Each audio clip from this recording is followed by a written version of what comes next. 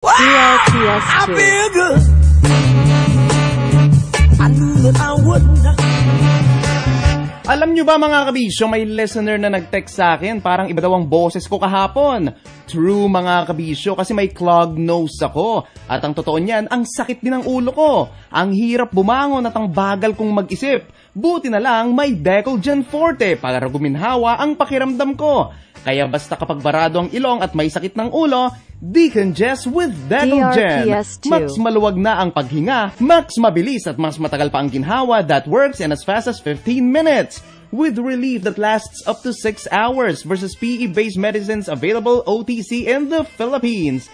Kahit itanong nyo sa doktor, sa aming mga DJs na boses ang puhunan, di ba pag barado ang ilong, pati boses compromise. Buti, merong Decolgen Forte, ang most powerful Decolgen versus other Decolgen formulations against clogged nose and headache. DRPS2. Ang Decolgen ay gawa ng Unilab, 80 years ng trusted healthcare provider na pinagkakatiwalaan noon, pinagkakatiwalaan pa rin ngayon. Kaya sa susunod mga kabisyo, alam mo na ha, Decolgen Forte, ang pinakamalakas na Decolgen para sa baradong ilong at sakit ng ulo versus other Decolgen formulations. Phenylpropanolamin HCl chlorphenamine malate paracetamol is the generic name of Decolgen Forte. If symptoms persist, consult your doctor. DRPS2.